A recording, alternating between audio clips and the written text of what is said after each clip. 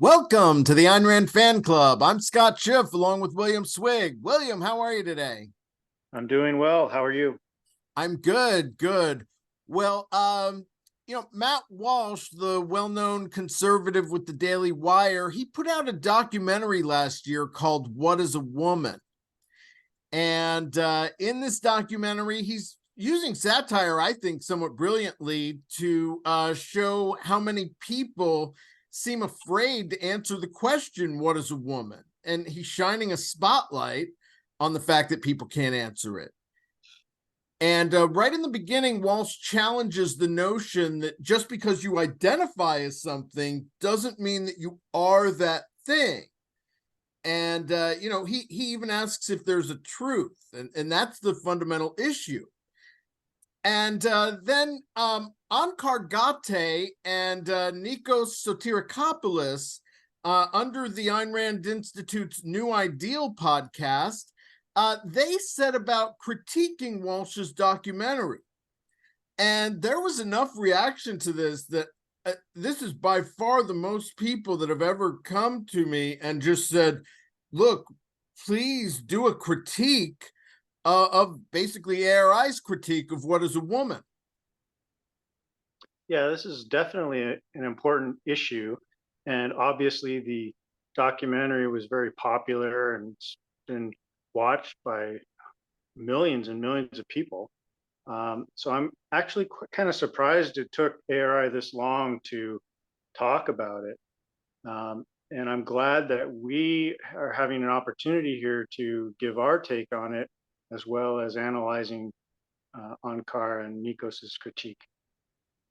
Great. Well, so I mean, just jumping right in, Onkar's, and he's the chief philosophy officer at the Ayn Rand Institute. His main point throughout this video is that Walsh's documentary doesn't qualify as a documentary because it's not balanced enough, and he thinks you should come away knowing more after watching a documentary. You come away thinking, yeah, I'm much more informed about this issue. I might have a better sense of, yeah, there's some different views and different interpretations of something, but you have a lot of resources to think about the issue and make up your mind on it. So in that's the sense, it's supposed to be informative, basically factual, but you'll be getting interpretations of the facts, but trying to keep those separate, so that the viewer feels like if you watch a good news program, you feel, yeah, like I know things that I didn't know before. I'm more informed.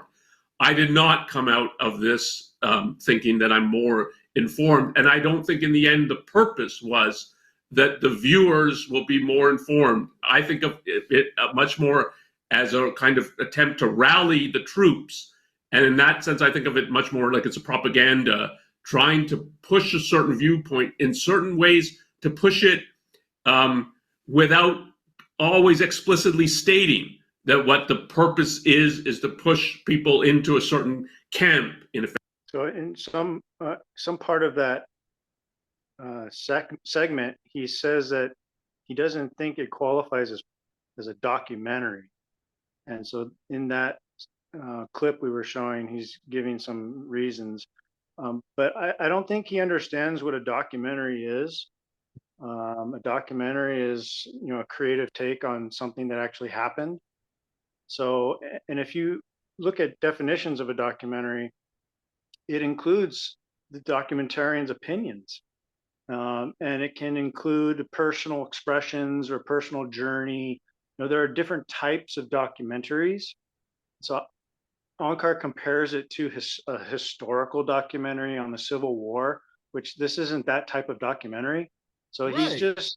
he's just confusing what a documentary is with some sort of news program. Well, he's dismissing it as propaganda, I think, in a similar way to saying, oh, religious people can't be for liberty, like some in the objectivist movement have said, or, you're not a real objectivist, or libertarians can't be for liberty. It's saying, oh, now I'm going to dismiss you as a propagandist, and now I don't have to consider the hard truths of what you have to say.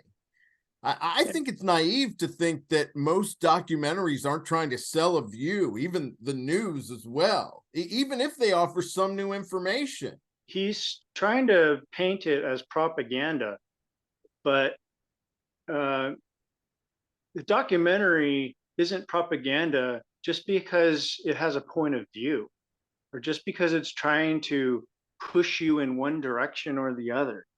It depends on whether that documentary is presenting some truth, or actually presenting what happened, documenting reality. So here we have Walsh going on a personal journey around the world and to various professors and schools and things, asking this question: what is a woman? It's documenting his journey. It's a personal narrative of his life and what he was doing to try to get at some context around this question. And he can't, obviously Walsh can't go everywhere and do everything. He's has his personal life and his personal context and his ideas and stuff. So you come at it with the notion that this is Walsh's journey. It's his personal journey, and it's a documentary on that. But Onkar wants to twist it into some necessary, newsworthy film, that covers all the important aspects of the question that Onkar wants answered. So first of all, Onkar isn't relating to the actual subject of the film. He's trying to say this is what Walsh should have done, but Walsh is Walsh. Walsh is going to do what he wants to do, and so all the documentary is presenting Walsh's journey. And if you try to inject more into it than that, you're just not understanding what a documentary is. Well, I think we do know more after the film, if only just to see how many people, including a gender studies professor, are afraid to say what a woman is on camera. I mean, maybe the reason he didn't come out of it knowing more is he already knows people are caving to woke dogma left and right. Well, he did come out of it knowing more. He knows what Walsh's journey was like. It's just he's being obtuse. He's not actually dealing with the thing he watched. He's just trying. Onkar is the one who's spinning it, who's trying to push you in a direction of thinking this isn't a documentary because of this and this and that. It's right. He's his own agenda. It's like if someone who's trying to push you into a certain direction is just a propagandist, then we're all propagandists and we should just ignore each other. But it's saying, that again, if I just dismiss it as propaganda, then I don't have to consider the content. And in one segment, like I said, Matt Walsh is interviewing a gender studies professor who again was hesitant to answer. Onkar, to his credit, starts off agreeing that Walsh is asking a question the professor should have a better answer for. And do you think that actually the definition that the professor gives, a woman is someone who identifies as a woman, is a definition which makes sense? No, I think there is something circular to it, or at least like there's potentially. So what Matt Walsh is drawing attention to there is something right about that you identify as a woman, but if you can't give some characterization of what it means that you're identifying as, then you're not yet at the stage of having a definition.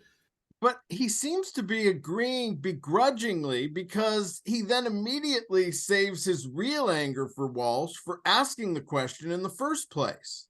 But on the other hand, so I have a negative view of both here. The professor, as you brought up, asking, like, why are you asking this question? Are you actually want to know, or is this a kind of got you question? And that's, again, I don't think of a documentary as when you bring people on, then you're trying to ask them got you questions and trying to catch them in some kind of thing that doesn't make sense so you can expose them. So a lot of this film, I think, there's elements of attempt to ridicule, there's sarcasm used. And again, I mean, you can do that. You can have a film like that, but I don't think of that as a documentary. That's not what the nature or purpose of a documentary is. So one point, general point here about Onkar's take and that it's propaganda, and then it's a gotcha question, and Walsh isn't serious or honest about his questioning.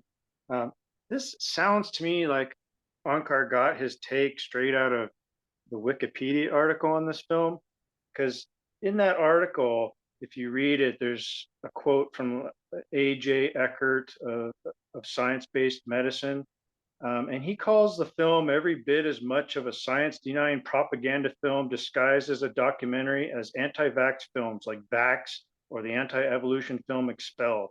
I mean, it's like Onkar got his take from the left. Like he just Googled the film and then is now regurgitating what the left says about it and how the left is attacking it.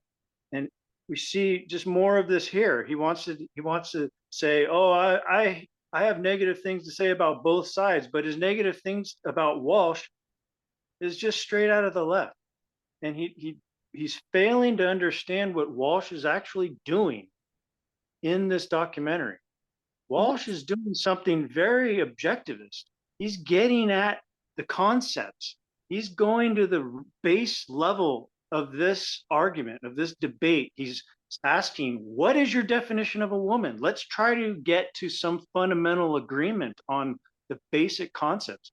I mean, Ayn Rand understood that this culture war is about stealing concepts and anti-concepts and basically epistemology and language. And she dealt with it at that level. She took back the word selfishness. She did all kinds of things like figuring out these fallacies of where they're stealing our concepts. And so Walsh is trying to take back the concept of woman because it's being twisted and manipulated and changed into a monstrous concept. But Onkar doesn't seem to understand that. And I don't understand why he doesn't understand that, because he's an objectivist who studied Rand for a long time. And this is something that should be obvious to him. Well, he's complaining about gotcha questions, but I mean, it's the title of the documentary. If you don't accept that as a valid question, why even watch it in the first place? I mean, you're suggesting maybe he didn't, but I'll give him the benefit of the doubt. But, you can't call that a gotcha question. And in fact, he gets into it with the gender studies professor who asks him, why do you need to know what it is? And he says to understand reality. I mean, it may be the conservative position these days to have that. It shouldn't be, but there are people on the street. He's interviewing 4 women on the street, and he asks them, what is a woman? And they're just like, oh, that's a stumper. And I mean, it's clear they don't feel comfortable answering on camera. Yeah, it's really embarrassing that these people can't answer the simple question, and that they evade it. And it's also embarrassing that some objectivists can't see what Walsh is doing. Walsh is acting more like Ayn Rand than the followers of Ayn Rand.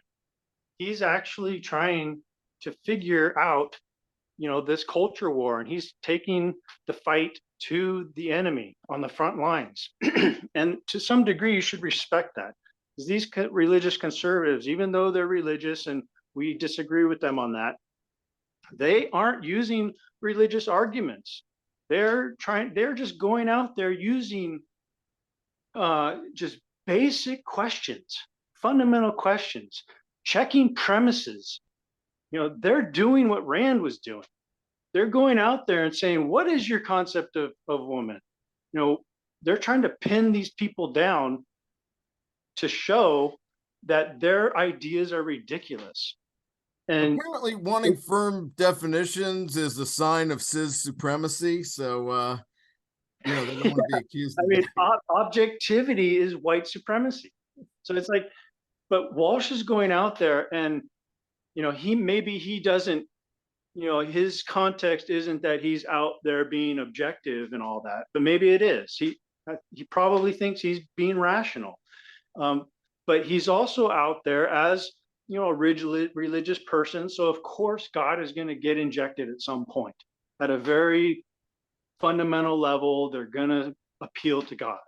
But before that, he's using all these, rational arguments, sophistry, he's trying to pin them down with questions and then pointing out how their definitions are circular. I mean, he's using logic.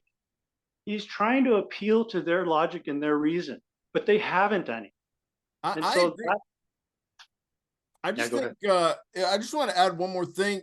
Who is Onkar to decide what is the definition and true nature and purpose of a documentary? Just because Walsh does it differently. I mean, Michael Moore inspired a generation of so-called documentary filmmakers who want to show something, and it still reflects their views, but they're trying to present knowledge. Walsh is trying to show something. Onkar just seems more defensive of a fellow academic. I don't think Onkar has many original ideas on this issue. That's why he sounds like the Wikipedia article. I mean, it's just, it's silly. It's not a clever or unique take. It's a sign that he's confused and doesn't know what the documentary was trying to do. He's trying to, use other people's ideas, and he's failing at it. Well, he then continues that these aren't real questions, but says that a definition wouldn't help anyway. And if you watch the other interviews, I think these are not genuine questions. There's not a genuine curiosity of trying to figure out what this whole phenomenon is. And part of the issue is a definition does not settle that. A definition, even if you got a definition, and what the definition Matt Walsh wants is adult female human being. Even that doesn't settle issues about how to think about trans people, how to think about transitioning, how to think more broadly about sexuality, homosexuality, heterosexuality, and so on. So there's a way in which I think the asking the question is such an oversimplified perspective that, if you just give me the answer, then everything's settled. And again, you're not curious about what the actual phenomenon is and range of human experience is here. So this whole issue is exactly and precisely about the definition of these words. It's about, what do you mean by woman? It's like the trans movement is trying to pretend like a woman could mean anything. Anything that you believe a woman means is true. That's the definition of a woman. If you identify as a woman, you could be an ape and you're still a woman, because you're an ape that identifies as a woman, so therefore you're a woman. It's like, this is ridiculous. This is beyond silly, beyond dumb. It's just, I don't have a word for the ridiculous's of this. Didn't definitions used to be somewhat important in objectivism? Precisely. And, Onkar's just using this issue of like homosexuality and all this as a sort of red herring to distract away from the importance of Walsh's question, the importance of this documentary. So I don't think he understands what Walsh is doing. So Walsh is documenting his fight against the left on the front lines in a particular issue or particular situation, which is getting at this question of pinning them down on their definitions of woman and man and gender, like all this ridiculous stuff that's coming out of the left. He's going out there and attacking them. And this documentary is about his fight. It's more about his fight than it is, providing context to this question of sexuality. That's not the real issue here. The documentary is not about some scientific exploration of sexuality. If you don't know the difference between a man and a woman, you're like not capable of understanding much in this world. That's a basic thing. Right. Walsh is trying to get people to think about how it's been taken for granted since the beginning of humanity. And Onkar seems to be taking the side of those who think definitions are too limiting. Again, firm concepts. That's way too cis normative. Yeah. So the definition of a woman is so simple that it it can't be like the primary subject of any documentary. It's like, why would you spend your life, studying this topic? It's such an obvious observation. And so there's little finer details of what makes you a man or a woman, but the clear definition deals with just observing reality. All you have to do is look, and you can see what the difference is between a man and a woman. And then maybe perform some actions, in bed or something, and then the difference. It's like you don't need an expert. One of the other things Onkar seems to think is that you need an expert in biology to figure out the answer to this question. No, you just need to be a relatively sane person with a decent education and history of observation of the world. All you need to do is look around you and look at men and women. It's ridiculous to think that we can't take some man on the street's opinion in this documentary because he's not a biologist. No, Walsh is showing that the experts are silly and ridiculous. These so-called experts. And he's saying, look, the man on the street can figure this out. Why can't the experts? In this next segment, Nikos is upset with Walsh and others who just want to think about male and female in biological terms. So I guess that's going to apply to you too. Your biology by itself doesn't make you a man. Think about it this way.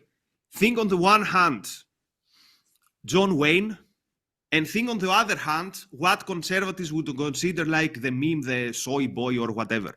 They would be the first to agree that these two biologically similar figures are not, something in their essence is difficult. It's different. Maybe their biology is the same, but what makes someone a man is not their biology. It's how they carry themselves, is how they view their purpose in life, is how they're efficacious, is how they're able to try to impose their will on nature and change the world around them and make things happen, to put it very simply and very stereotypically. So I found something lacking in the answer that says, well, my biology sense says I'm a man, and that's the end of it. And I think also conservatives would agree with that. Well, I don't think conservatives would agree with that. He's not representing the conservative view. He's representing some weird leftist view, which confuses the concepts of man and manliness. So maybe this is a language issue. I speak Greek, I think, as a native language.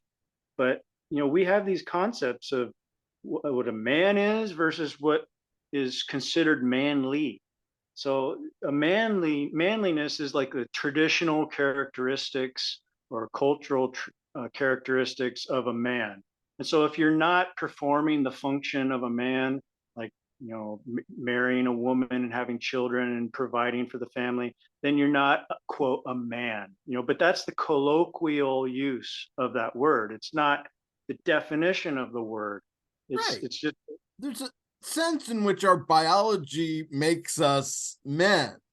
And, I assume, I'm giving him the benefit of the doubt, that he's conflating what makes a man with mankind, because that when he's bringing up things like a sense of efficaciousness or how they carry themselves or their purpose in life, I mean, he's not implying that it's not manly when people aren't more like John Wayne, presumably. Yeah, it's funny how he picked John Wayne, because no one would say, if you're not like John Wayne, you're not a man. That's ridiculous. John Wayne is just an actor. So another thing is that this is an obvious thing, that there's this difference between the biological sense of what a man is and the psychological sense of masculinity or manliness. And this is something they do address later on, but it gets conflated when they're trying to pander to the left or whatever they're trying to do here, where they're trying to sympathize with this woke nonsense. They conflate the terms and they conflate biology with psychology. But the definition of man is clearly rooted in biology. Biology has everything to do with it. That's how we get the differentiation between man and woman, is through biology. Biology includes your physiology, your behaviors, everything to do with the living organism that is a human being. So this is something they don't seem to appreciate. It's the context that gets dropped. It's something that they want to avoid. It seems like if you try to press them on this issue, you'll get nowhere. It's a very troubling aspect of this debate is the evasion of the importance of biology. You're not going to win them any friends on the left with all that biology talk. In this next clip, they're discussing how Matt Walsh asked regular people in the street, what is a woman? And Nikos asks Onkar if we can use common sense to answer the question. Common sense is always relevant, but no, it doesn't solve these kinds of issues. And you told me your initial reaction to the whole documentary was a lack of curiosity. And here too, if you think he starts off by asking this person, Matt Walsh starts off by asking this person about biology, and why are you taking a person off the street and asking them about biology? And then he says, well, you're not a biologist, you're not a scientist, so why are you asking them these kinds of questions? So there are real questions here, just in terms of the biology, and that there's male, female, as we're a species that divides in that way. But there are intersex phenomena. They're complicated in terms of just thinking about them and how precisely to think about sex. Is it from the point of view of chromosome? First of all, intersex is such a small part of this conversation that it's not even worth delving into. But the idea is that there are two sexes, and intersex is when you present physical attributes of both. And so it's confusing. And this is an abnormality, and it's something that medical doctors have to deal with. But it's not the case. That's not what we're dealing with here. We're dealing with men and women who think they're the opposite sex. They're not intersex. You can have some compassion and sympathy for genuine intersex people. But even there, they look at chromosomes and they try to figure out, what is, and the genes, and they try to figure out what exactly the sex is and whether they should change the body to one form or the other. But the more important thing here is that they're not understanding the purpose of Walsh's documentary and why he's asking the man on the street what a woman is. It's not because Walsh is confused and thinks that a man on the street is a biologist and is worthy of being taken as a biologist. It's because he's showing that biologists, or not necessarily biologists, but the scientists who are promoting the trans myth, are ridiculous. And all you need to do is be this sensible man on the street to figure it out. You don't have to be an expert. You don't have to be some PhD biologist to know what a man and a woman is. Well, this actually goes back to our last show on experts, because they often use expertise as another excuse why you have no right to ask or answer the question. They just so happen to be afraid to answer because they don't want to get canceled. I mean, they're just like, oh, the question, this is too complex for any of you individuals to be able to answer. It strikes me that, this is something that happens to you, the dependency on experts to answer simple questions. This is what happens to people who have basically rotted their brain and their thinking capacity by accepting stolen concepts and anti-concepts like gender. When you start falling under the spell of gender ideology and you think that gender is real and it's actually something that you should be thinking about, well, that rots your brain and sends you into fantasy land. You start not focusing on objectivity, on real things, on real distinctions, real concepts.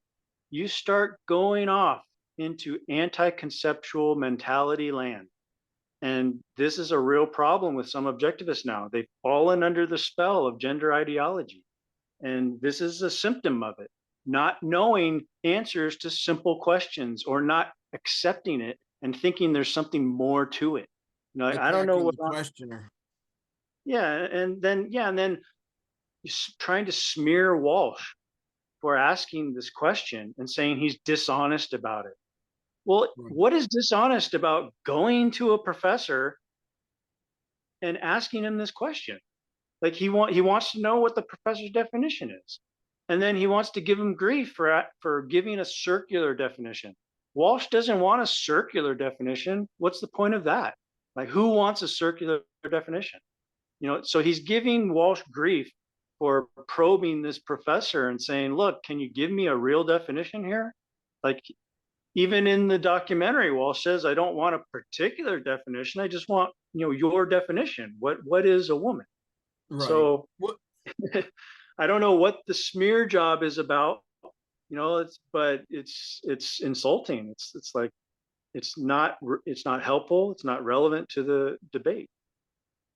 That's fair. Well, in the next segment, they comment on it's Matt Walsh going to Africa to interview people from the Masai tribe. It's an attempt to show, even in Africa, people know what a man and woman are. Nikos seems caught up on how the Masai say that a man takes care of his children to say the Masai are reinforcing his earlier point about manliness. But notice what the Masai guy says. He says, if you don't feed your children, if you don't work, you're not a man. It's what I was telling earlier, that your biology by itself doesn't make you a man. So it's not common sense that, I have a thing down there, so I'm a man. So I think here he scores an own goal. Matt Walsh goes trying to figure out, to make the case that it's all very simple, but turns out it's not as simple as he would want us believe. I don't think Nikos understands biology. And he's continuing to say that, your biology doesn't make you a man. Well, yes, it does. In one sense, certainly, even if you accept an additional psychological component or issue like masculinity. Yeah, your biological form makes you a man or a woman. I don't know, he's conflating man with manliness. He continues to do it. It's very confusing. It doesn't help. He's not presenting a clear distinction between a man and the role of a man. So I don't know where he's going with this. Go ahead. Then Nikos decides that that Matt Walsh shouldn't have consulted the Masai anyway. So I was wondering, why would anyone care what the Masai have to say about this topic? Like, there's a topic that I have a question in my head. Why do I care about what the Masai have to say, or about the Greek Macedonians have to say, or about what the Bulgarians have to say? Like, how would this enlighten me on this topic? So I found it weird to begin with that he goes to the Masai. Also, he goes to a tribe. I call them good people, but I've heard things about the Masai that don't really make them an example in terms of gender relations. I've heard about the mistreatment of women. I've heard about things that make them a very specific type of tribe, and the way they see men and women is by no means universal. You could go to a different tribe and you could get different answers. So the first thing I throw on the table is, why go to the Masai, and how is this going to make you wiser in any way? Well, before I thought they were reinforcing his point. I actually prefer the straightforwardness of the Masai, to a bunch of academics using snobbery to say who we're allowed to get real information from. And again, I think the main motive is due to their own fear of cancel culture. Yeah, and this is, in my view, just like an irrelevant question. Who cares why Walsh went there? But there are answers. So I mean, Walsh wanted to go somewhere that wasn't particularly influenced by this ridiculous trans ideology or Western gender ideology. He wanted to go to some culture that was completely apart from that or separate from that. And he might that was probably a bit of a struggle. He could have gone to any like primitive tribe that was semi-isolated or actually isolated from civilization. But he chose the Masai. Okay, so he chose the Masai. It's a famous tribe, and they're in Africa, like the root of civilization. So he's probably just going there to get a perspective that is completely different from the world of academia that he was immersed in the original part, in the first half of the movie. So I don't know what Nikos's problem is, why he's being so obtuse, like Onkar was with propaganda. It's really weird that he can't figure this out. Like Walsh doesn't want to become Masai. Obviously Walsh is a westernized Christian. He's not a tribal African. So he's just going there to get like the most distant, separate viewpoint, to see like what they do accuse him of bonding with the Masai over religion. Yeah, I mean, he's just going there to figure out what do people who aren't crazy leftists think about this, and also at a certain level, what does a primitive society, like the origins of society, like what do they think about it? And he's showing that they, even in their primitive, non-technological, non-intellectual state, understand man versus woman better, than Western intellectuals. So that's his point.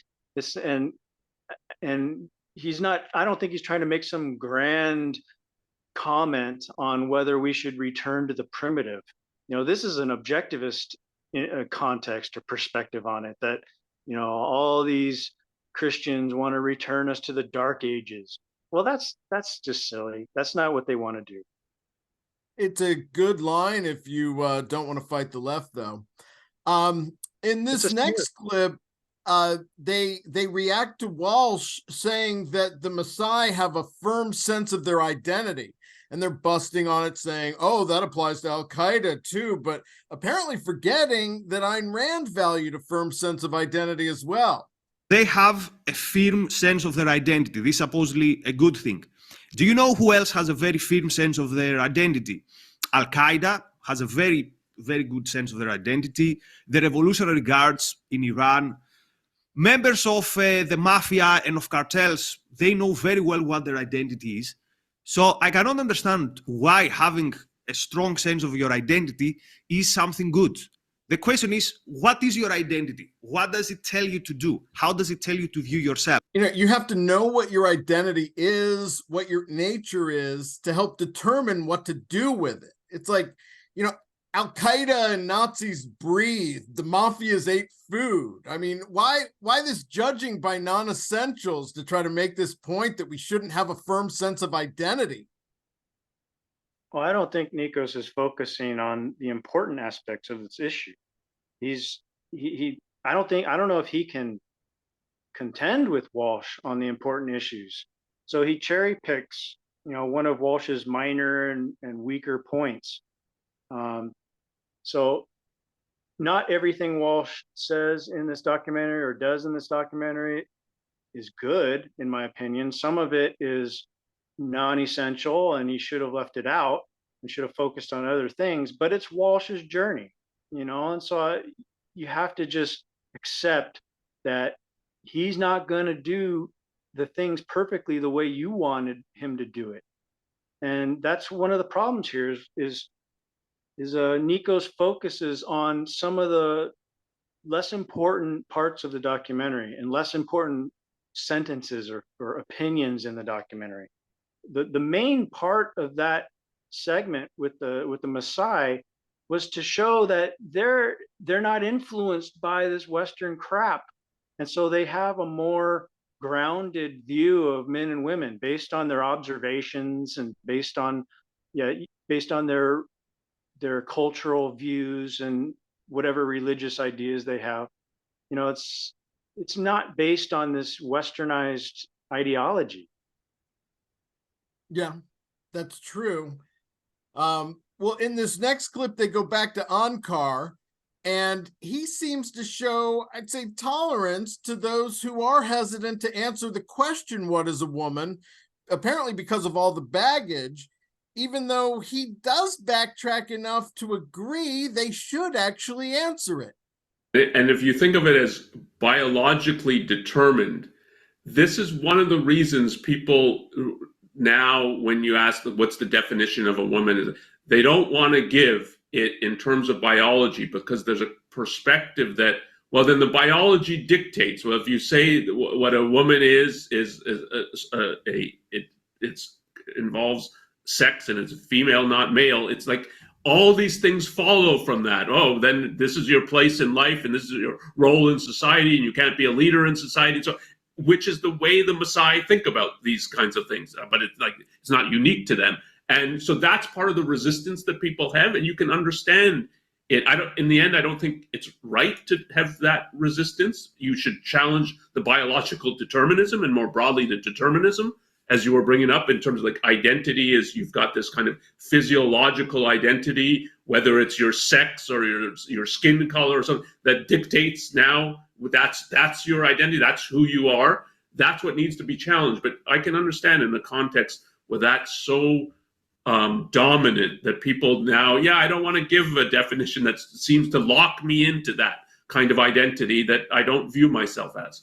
I don't think he has a good grasp of other people's, hesitancy on this question. Like, he's trying to imply that they're hesitant to answer what is a woman because they don't want to be locked into some biological determinism. But that doesn't seem to fit. It's definitely not the same fear of cancel culture that he has. Yeah, that's more to the point, is that they're afraid of being canceled. They don't want to get locked into unemployment. That's their fear. And that's a legitimate reason, as long as you identify what it is and know who the enemy is. Yeah. Well, he's also dropping the context of the culture war. It's like, oh, they're hesitant because they're afraid that they're gonna have to be barefoot and pregnant in the kitchen if they identify as a woman. What does that have to do with our current context? That has nothing to do with the culture war right now. The culture war is about identifying actual men and women. It's like, we're not even at the level of the roles of men and women. We're just trying to fight for the concepts themselves, and the concepts themselves have no intrinsic role attached to them in Western society anymore, unless only women can get pregnant. That's the thing. The basic biological functions of a man and a woman, yes, that's incorporated into the definition, but you can't avoid that. That's nature. Yeah, so, I mean, you can say that a woman biologically is female without it meaning they can't be a leader or they're expected to cook and clean or something. It comes off as making excuses for the left, like you said. I mean, I could argue that an open objectivist has more of a moral right to take this position, but Rand herself had some very specific ideas about masculinity and femininity that they seem to be challenging more.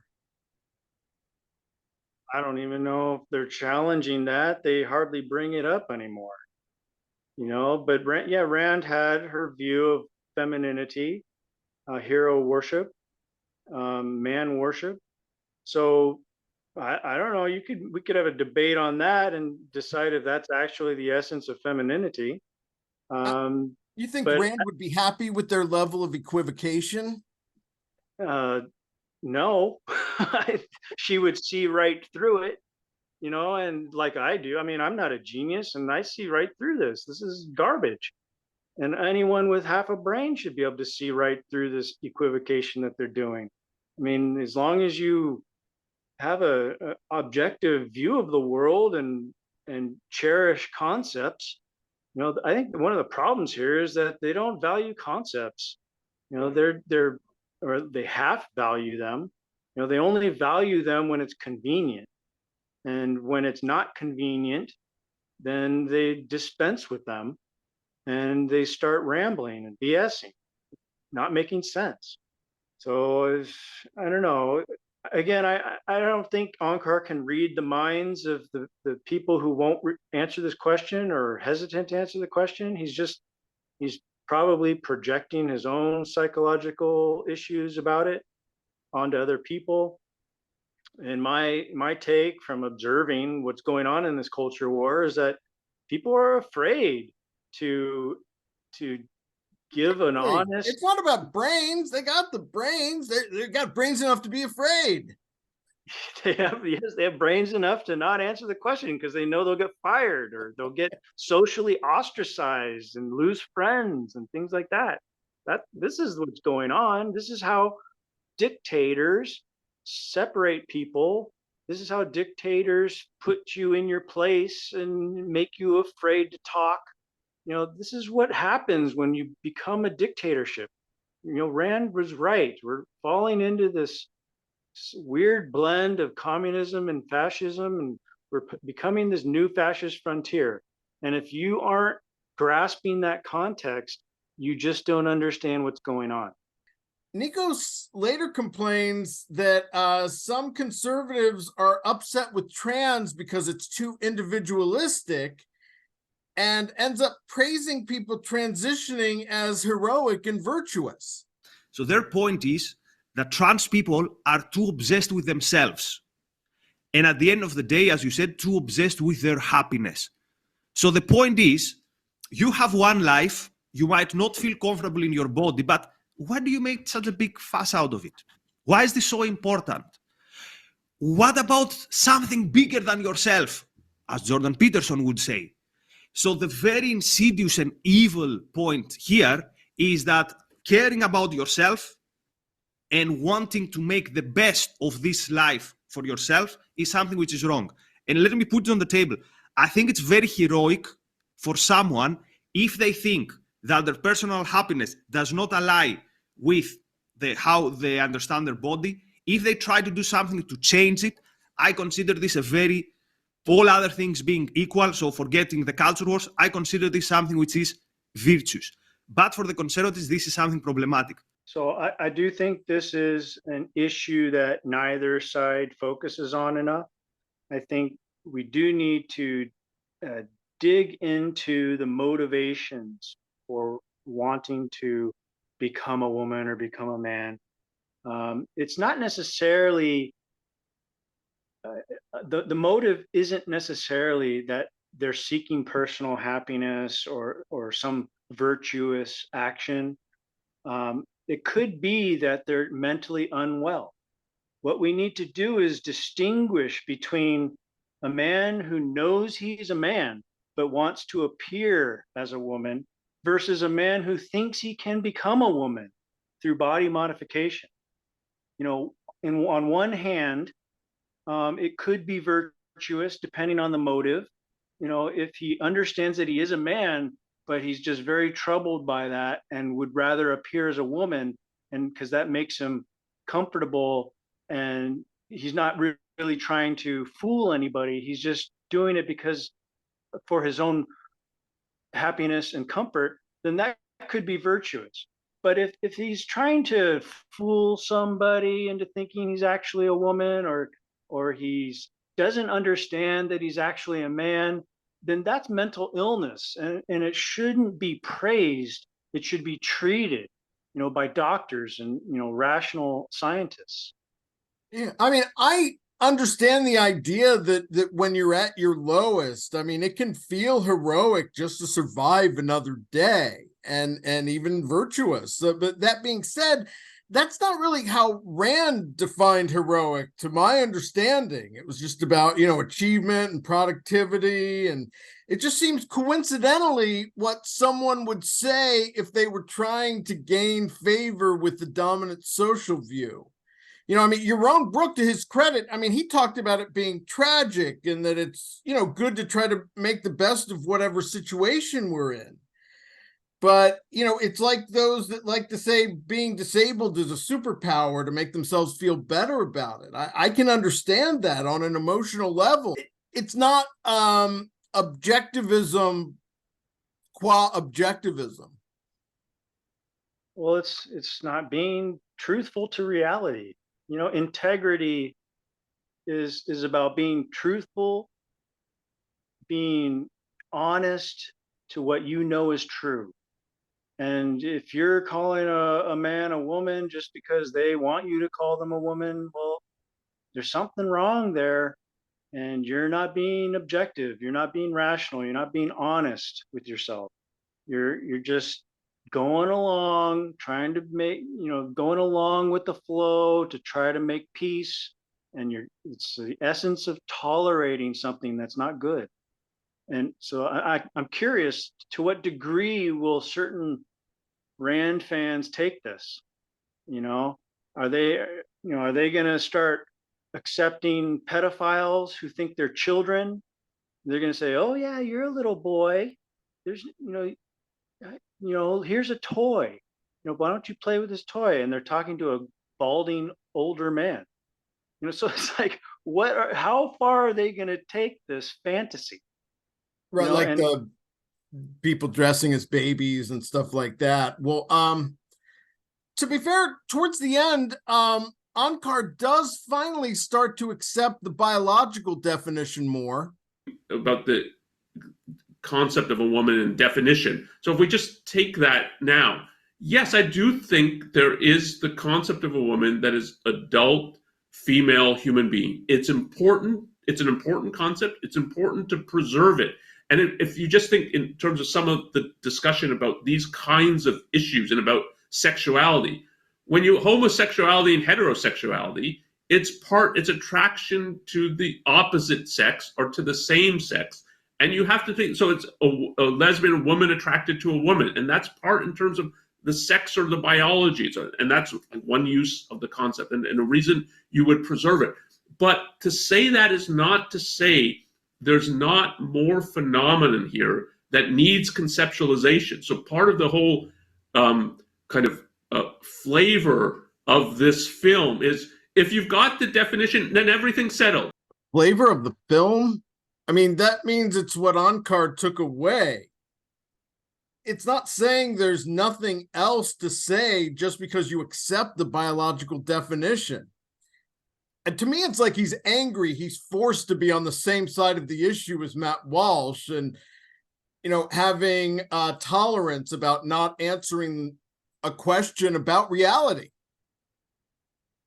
Yeah, he's trying to smear Walsh, trying to imply, or at least it's a straw man. I mean, where does Walsh say that if he gets this definition, then everything's settled? That's not what Walsh says. I mean, I like them to point to a part of the documentary where Walsh makes that argument, like, oh, if I get them to admit that, a woman is an adult female human, then all is good, all is right in the world, everything's settled, the debate is over. Where nobody would think that. That's nobody who understands the left would think that. This fight is never going to end until the left goes away, until the left is ostracized or exiled or shut up somehow. They're always going to be promoting this ridiculous theory, and it's only going to get worse. They're only going to become more depraved, more irrational, it's just more evasive. He can barely get a simple definition out of him as it is. So I don't know what Onkar's trying to, say here about Walsh. I mean, Walsh is not under the assumption that, one definition is going to settle everything. Well, just to make sure you didn't, that you got the point, Onkar really wants to make sure you understand why he thinks it's okay for people to resist answering the question of the documentary, even though he thinks you should.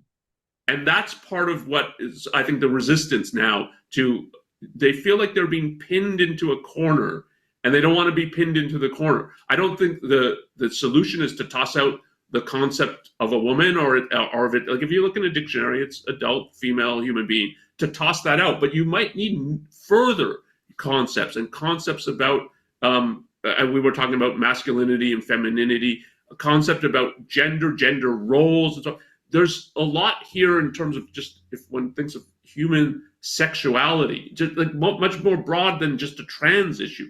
Of human sexuality is a complex phenomenon that it required some liberation just to start thinking about it properly. And I think there's a lot that's not yet understood about it, but you're never going to understand it if you've got your religious. I have a couple points here. First, why is Onkar so empathetic towards the leftist mentality? Why does he understand, how they feel and think? And like, I don't hear them explaining why they won't answer the question. They're just saying to Walsh, I don't think you're honest or something. That's basically what they're saying. It's not something else. Like, there's no mystery to it. And the other thing is, maybe we need to remind Onkar and Nikos and the rest of them about Rand's razor. Rand said that concepts are not to be multiplied beyond necessity, nor integrated in disregard of necessity. So I don't know what Onkar is suggesting here. Should we form a second concept of woman, one that would conflict with the first concept? Or maybe he wants us to combine woman with femininity, like the left does, so that, feminine men can then be considered women. I just think the whole, repeating it's so complex, it's tough to understand. It's partially a way to avoid answering the question. It's partially a way to say, oh, we have to defer to these experts to kind of take responsibility away. And, it's almost Kantian. It's like, you can't understand the truth. It's just too complex to answer. And that's why you shouldn't, maybe you should answer the question, but you shouldn't really as well. I mean, he takes kind of both sides of the issue. But, they feel like they need to add to Rand's definition of masculinity and femininity. I mean, I think David Kelly got in trouble for suggesting you could add to Rand's definitions. But, Onkar's been there for 20 years. When were they planning to start thinking about this? I'm curious, did he see the value in studying this long ago, or did this kind of woke gender studies thing just recently help him see how complex it was? Yeah, I don't know. I don't know why anyone would be influenced by the woke ideology. It's something to attack. It's not something to investigate. It's absurd and bizarre on its face. So why would you even entertain this ideology? If you're going to do anything, write a scathing critique of it. Don't say, oh, well, there's this mystery, there's something we don't understand, and the concept of woman needs further development. What is this ridiculousness? This is absurd. We have concepts. We have an abundance of concepts to deal with the physical and psychological aspects of being a man, being a woman, being masculine, being feminine. We don't need new concepts to understand personality traits or psychological issues. We have the concepts. We need the cures.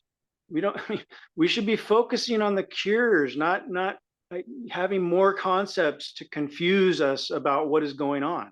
We understand what's going on. We've got transvestites, transgender, cross-dressing, all kinds of, like, we have a plethora of concepts to describe what's going on here.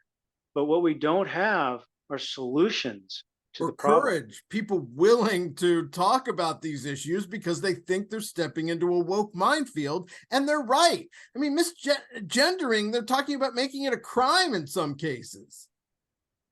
Yeah, that's another issue, and I don't know if ARI has talked about that, but I think Iran has talked about that, and they're pretty much in line with the correct view there, is that it shouldn't be a crime to misgender somebody.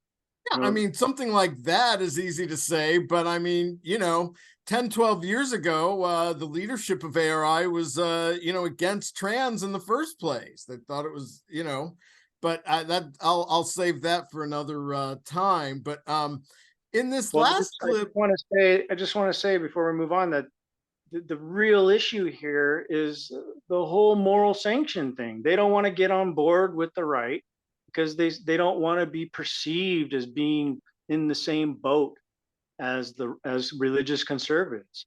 It's this fear of being seen as something they're not. You're right. They're obsessed with not being seen as conservatives so much they want to prove it to the left. Yeah, I mean, all they have to do is, like Walsh was saying about the Masai, is have a firm sense of identity, which they can then communicate and say, look, we're buddying up with religious conservatives here because we agree at a fundamental level what a woman is, but we're not religious conservatives, but we recognize that they're correct on this issue and we need to fight them, or fight the left. So that's my not going to point. gain you acceptance into academia. No, I don't plan to gain acceptance. I know, for anyone else either. In this last clip, Onkar declares that neither side cares about the truth, but then talks about how we need to help.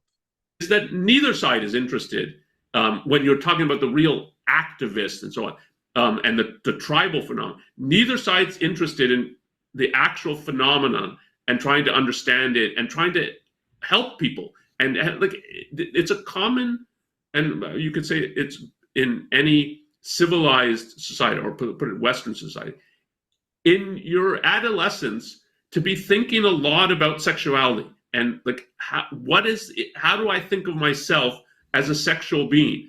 And we should, the real goal should be helping people in that understanding. Well, you got to wonder who Onkar is going to help from his perch at ARI. He's a philosopher. He's not. Is he going to become a psychologist and go out into the field and open an office and start helping people? No, these are the people he criticizes. He's saying Walsh shouldn't be talking to Jordan Peterson, who is a psychologist, who was out there helping people. I mean, I don't know what Onkar wants to do here. I mean, if he's a philosopher, he should be coming up with correct ideas and a valid philosophical approach to this issue. That's how he can help people. That's how he can set people straight in their worldview and figuring out, definitions and concepts and how to think about these issues in a philosophical way. But it's not clear to me like how he's dealing with that issue. I mean, on one hand, it's nice to see their focus on helping these people. I'm sure they describe it to benevolence, but this whole idea of us needing to help, it to me is another piece of circumstantial evidence that they're trying to signal virtue to someone, perhaps. I mean, would that be Rand's focus? Yeah, this offer to help is just a virtue signal. It's like, oh, I sympathize with you in your plight, and I'm on your side. I'm a good guy because I want to help. but people aren't You're falling not for the that. bigot you're looking for. Yeah, who's falling for that? You're not out there in the field. I mean, it's not like these people who are suffering with gender dysphoria or something. It's not like they're meeting Onkar at the clinic. They're meeting these people who are telling them what they want to hear. Yeah, you can transition to the opposite sex and all this. That's what they shouldn't be hearing. They should be hearing truth and facts and say, look, you need to Except come to. there's some people that choose to do this. I don't think that they I mean, these guys they came in before even watching this and decided what is a woman isn't even a valid question.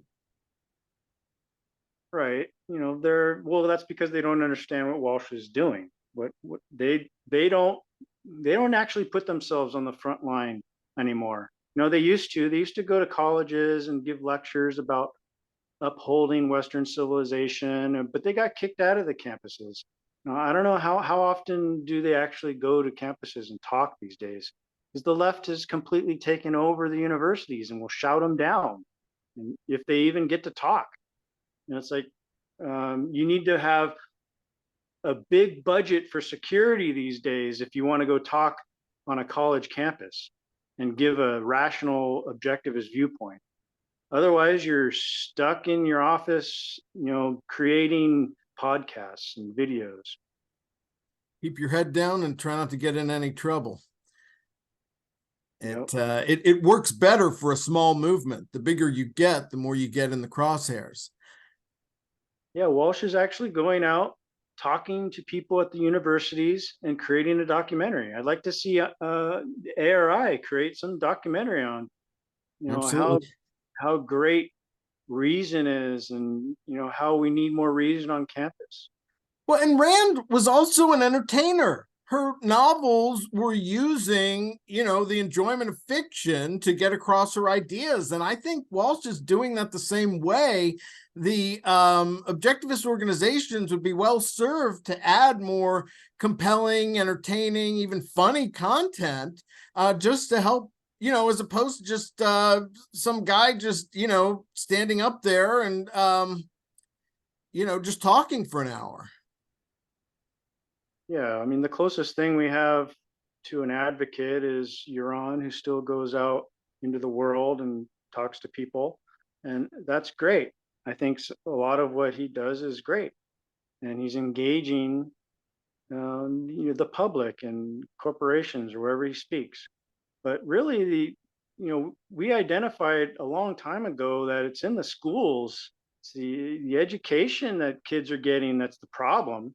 They're being brainwashed, and so we need to get back into the schools and somehow affect the minds of these kids. And the book program, sending free books to teachers, is one thing, but it's another thing to actually have a presence on the campuses and put a face to the ideas and create relationships and friendships and mentorships and things like that. And that's what needs to happen. So if we're not getting professors and teachers in schools to the extent that we want, we need to just go on campus and start creating a scene and start talking to people. I think that's a noble approach, but I think the schools are gone. I think we're better off disrupting education and creating these new facilities that are structured completely differently at this point. But that could be a whole separate show. Any final thoughts for today? I just want to stress that it's critically important to see gender ideology for what it is. It's a myth. There's no such thing as gender. We have the concepts we need to describe the mental states that are going on. These people are feminine, very feminine, or they're very masculine, or they are fantasizing about becoming the opposite sex, and there's all kinds of reasons why this could be happening.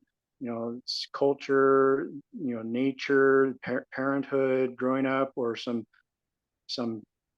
hormone imbalance, or something going on with their biology, which pushes them in one direction of thinking than the other. But that's the critical thing here, is that we need to be focusing on is getting to the concepts, creating the context of focusing on concepts and focusing on the definition, and pointing out that the left doesn't have answers to this. They just evade it. They try to conflate concepts or create confusion. And that's one thing Walsh was doing with his documentary, is he's going straight to the conceptual level. And that's where we need to be going. And just smearing Walsh with these accusations of dishonesty and these sorts of things, that's not going to help the situation. That's not going to progress the argument. And I'm frankly shocked. And I think that some objectivists should be very embarrassed at the approach they're taking. They're not taking an objective viewpoint or perspective. They're not getting at the epistemological level. They're kind of going like tiptoeing around the issue and around the concepts, but they're not providing any valuable certainty about what the issue is and what the concepts are. So I just wanted to focus on that and end on that, and hope that people will see gender ideology for what it is. Okay, well, that's great. Let's hope more objectivists and Ayn Rand fans see reality before it's too late. I hope you've enjoyed this conversation. We're going to have another great show on a week from now. But in the meantime, I'm Scott Schiff along with William Swig. This is the Ayn Rand Fan Club, and we will see you next time.